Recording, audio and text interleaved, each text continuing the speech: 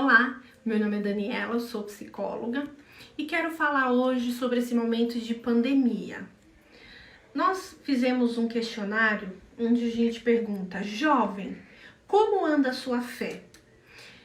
Antes de entrar nesses questionários e abordar algumas perguntas, eu quero falar um pouquinho sobre a minha trajetória com a psicologia. Além de psicóloga clínica, eu também sou palestrante. Eu sou representante lá no CRP, que é o Conselho Regional de Psicologia, do Núcleo de Espiritualidade. Por quê?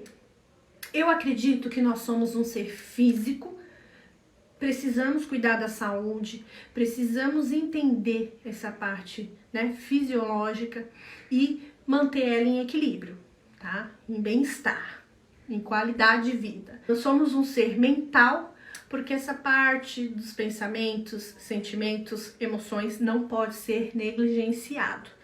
E também somos um ser que tem aí a espiritualidade, formando esse tripé. Esse tripé forma o ser humano, o indivíduo como um todo.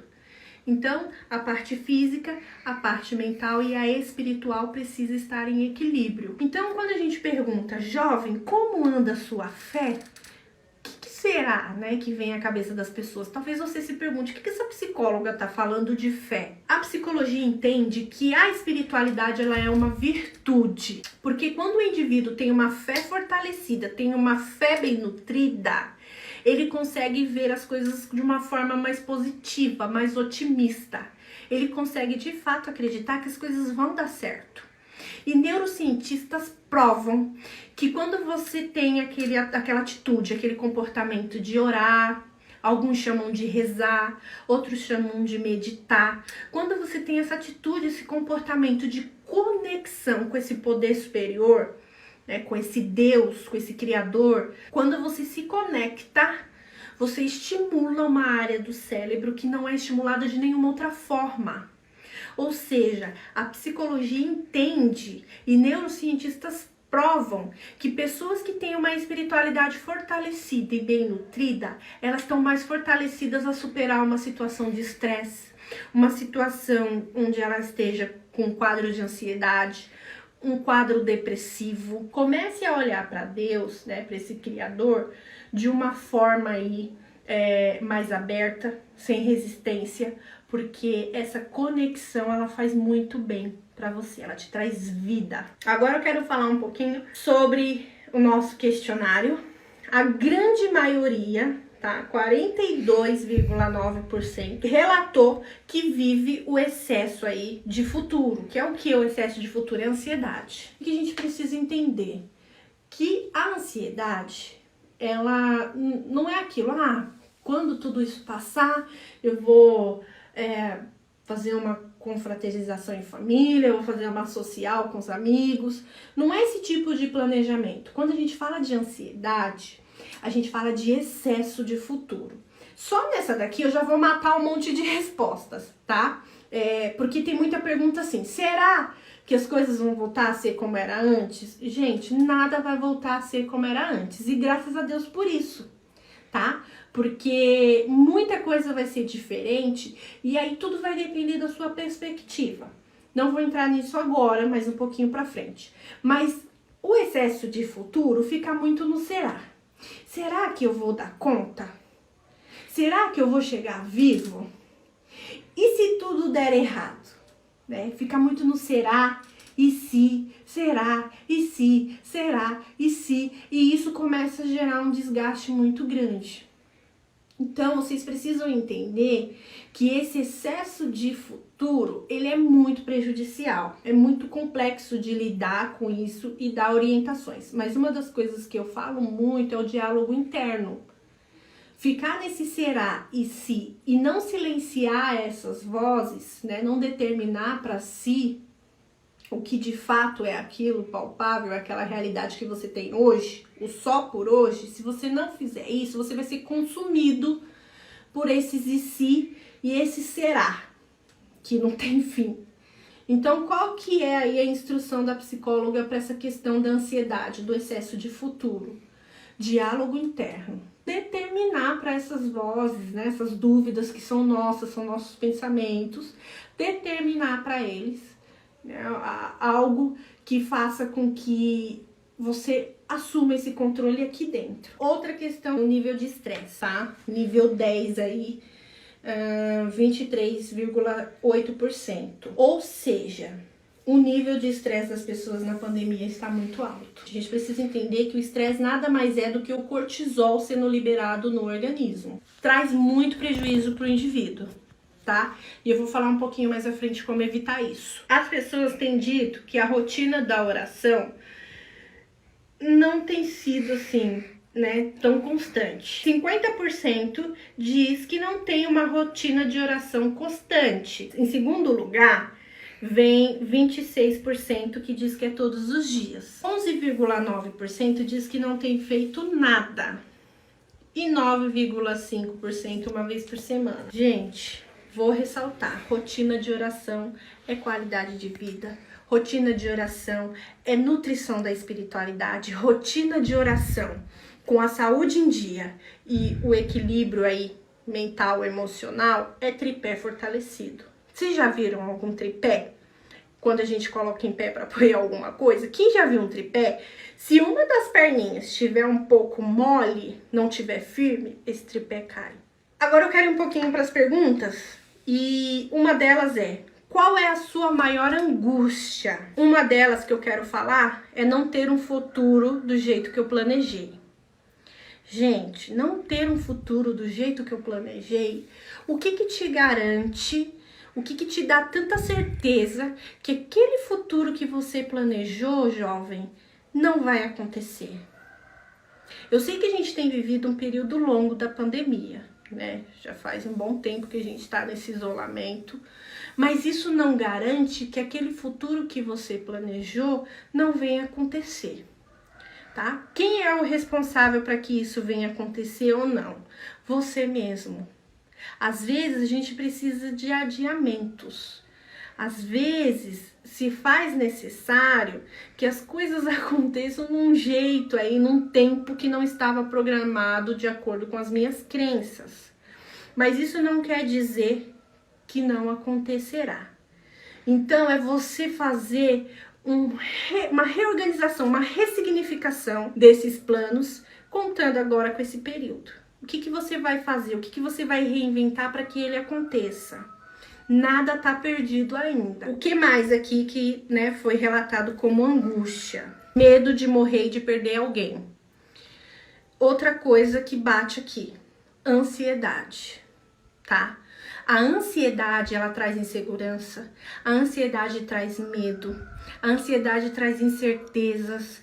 Então, é trabalhar essa questão da ansiedade. Então, essa questão do morrer ou do perder alguém foge ao nosso controle. Se você não entender isso e não tiver sabedoria e serenidade para entender isso, você vai viver em sofrimento. Uma pergunta interessante: eu sinto que a minha vida foi arrancada de mim. Que pergunta? Né, que é o que pergunta, né? Que afirmação. A gente entende que para ter uma afirmação dessa há um sofrimento por trás, né? A gente nunca desmerece a dor do outro. A empatia é uma coisa que tem se feito muito real nesse período da pandemia para algumas pessoas. O que é empatia? É a capacidade de se colocar no lugar do outro. Eu entendo que, né, é um período que deixa a gente com dúvida, com incerteza e tudo mais. Mas a minha pergunta que eu não posso deixar de fazer, jovem, é: que poder que as circunstâncias têm de arrancar de você essa vida? O quanto essas circunstâncias, né, o quanto esses desafios externos, o quanto essas situações têm influenciado na tua identidade, em quem você é. Você precisa entender tudo que está acontecendo à sua volta para que você se encontre, né? Para que você se coloque nessa situação e diga: ei, peraí, né? Eu tô aqui, né? E assuma o controle de tudo, né? De quem você é. Por quê? Porque eu sempre digo, né? Às vezes falam: ai, mas fulano tira a minha paz. Será que realmente fulano tira a tua paz ou é você que tem permitido que ele tire? Então, quando você fala, eu sinto que a minha vida foi arrancada de mim, eu penso, né? Vamos ressignificar tudo isso, vamos assumir o controle da tua história, vamos te fortalecer como indivíduo, vamos dar a resposta a esse quem sou eu, onde estou, por que eu nasci, por que eu existo, porque em tudo há propósito, tá? Então fica aí a dica da psicóloga e a disponibilidade dela aqui para te ajudar a reassumir esse controle da sua vida. Não vamos deixar essa situação, ou seja lá quem for, arrancar ela de você, ok? Quais têm sido os maiores desafios com a família na quarentena? Gente, quem não? Quem nunca? Nessa quarentena, se você não enfrentou desafio com a família, meu Deus, parabéns, ou na verdade você não é dessa terra, porque assim, quem não tá enfrentando desafio com a família? Né? Aqueles que não tá enfrentando, que atirem a primeira pedra. Alguns colocaram convivência demais. É claro que todo excesso é ruim. Vou dar um exemplo, uma mãe boa demais, ela é ruim. E uma mãe ausente demais também é ruim. Então, todos os excessos são ruins, tanto quando tem ali uma conotação para o bom quanto para o ruim. Então, convivência demais é lógico que vai trazer prejuízo. A gente precisa achar um equilíbrio, tá? A individualidade nesse período de pandemia, ela é muito importante. Então, a gente precisa tirar alguns momentos para nós. É claro que a convivência vai fazer parte, muitas pessoas estão perdendo o emprego, estão passando mais tempo em casa ou estão trabalhando em casa. É importante ressaltar que até a questão, né, dos cônjuges tem surtido aí muitos desafios, muitos prejuízos. Então é importante vocês entenderem que quando tá com convivência demais, precisa achar um equilíbrio, tá? Fazer algumas coisas que te deem prazer e que faça com que essa convivência no extremo, ela encontre aí, né, uma linha tênue entre nessa convivência para que não haja tanto prejuízo. Outra coisa, estressante, tá? As pessoas têm colocado aí que o convívio com a família tem sido estressante. Gente, claro que as pessoas vão ficar mais, né, impacientes, vão ficar um pouco mais ariscas, algumas coisas, né, que falam, ai, mas meu Deus, você tá fazendo tempestade no copo d'água. Gente, o cortisol no organismo, ele traz até um dano cerebral muito grande. Falando só um pouquinho mais difícil, tá? Só um pouquinho. O nosso cérebro, ele é formado aí pelos neurônios que se comunicam, certo? Essas comunicações são as ramificaçõezinhas dos neurônios que quase se tocam e aí eles se comunicam entre eles. Nessas comunicações está a nossa memória, nossa atenção, nossa concentração, nosso raciocínio. Tudo no nosso cérebro parte dessas comunicações que a gente chama de sinapses. Quando começa a produção do estresse no corpo, que é o cortisol, esse cortisol começa a desmanchar essas conexões neuronais. O cortisol começa a tirar, fazer com que essas sinapses desapareçam. Gente, o estresse no organismo, ele começa a dar pane na memória. Então, as pessoas têm reclamado muito que nessa pandemia tem sentido uma memória prejudicada. Às vezes o óculos tá aqui na cabeça e ela tá nervosa, ela tá irritada, ela tá estressada porque ela não acha o óculos. E ela não lembra onde colocou e o óculos está na cabeça. Às vezes a pessoa coloca a chave do carro num determinado lugar e daqui a pouco ela tá brigando com todo mundo porque ela deixou no outro. Porque ela já não lembra. Então esse cortisol no organismo, ele começa a dar uma debilidade cerebral muito grande. Então você vai sentir prejuízo na memória, você vai sentir prejuízo na atenção, no raciocínio. É um efeito dominó. A gente precisa parar esse cortisol. Como que a gente para isso? De inúmeras formas, tá? Atividade física, alimentação saudável. Nessa pandemia as pessoas estão tendo sobrepeso, porque o estresse faz com que você recorra à comida calórica, né? Que tem muita gordura saturada. E isso também contribui ainda mais para esse estresse. Então, a gente precisa frear esse hormônio do estresse. Choro toda vez que começamos a discutir por algo bobo. Nesse caso, a gente já percebe aí a sensibilidade emocional desse jovem. Uma coisa que é importante falar. Imagina aqui que eu sou esse copinho vazio. Eu, Daniela, nasci lá em 1990. Nasceu o copinho vazio, tá? E aí, todos os dias, nós estamos em 2020. Todos os dias tá pingando uma gotinha. É alguma decepção, alguma frustração, tá? Algum momento difícil, algo que me magoou, e são essas gotinhas. Lá de 1990 até 2020, tá pingando uma gotinha. Vai chegar uma hora, nesse momento de 2020, que uma única gotinha vai fazer o quê? Uma única gotinha vai transbordar esse copo. Aí todo mundo vai olhar pra Daniela aqui e vai falar, nossa, que drama. Meu Deus, que tempestade num copo d'água. Nossa, Daniela, pra que tudo isso? Gente, o copinho tá cheio. Não é drama, tá? Não é tempestade num copo d'água. O copinho tá cheio. Então, você, jovem, que falou que tá chorando por algo bobo, não é bobo. Na visão das outras pessoas pode parecer bobo, mas você tá com o copinho cheio. A gente precisa esvaziar ele. Como que a gente faz isso, Dani? Psicoterapia. Ajuda muito a esvaziar o copinho. Outra pergunta. Compreender a cabeça do próximo para que assim evite as brigas e tentar aproximá-los cada vez mais de Deus. Muito bacana essa pergunta, tá?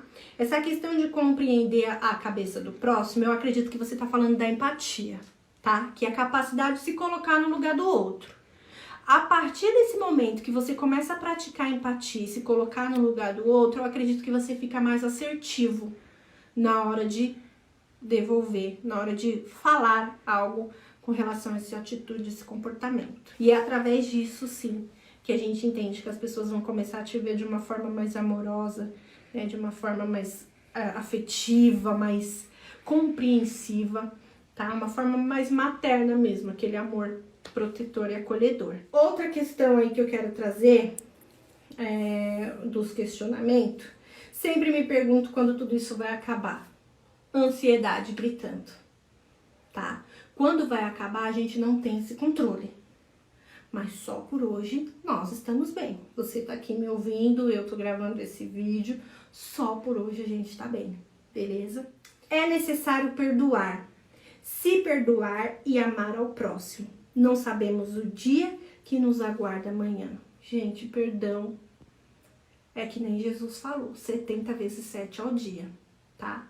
Convivência diária, em excesso, né? Os desafios que vêm vindo, as angústias, as ansiedades, os medos, as inseguranças que tá vindo junto com tudo isso, é necessário perdoar, porque a convivência em demasia, ela vai trazer alguns desafios, alguns percalços, e a gente vai ter que entender que nós somos passíveis de erros, assim como o outro.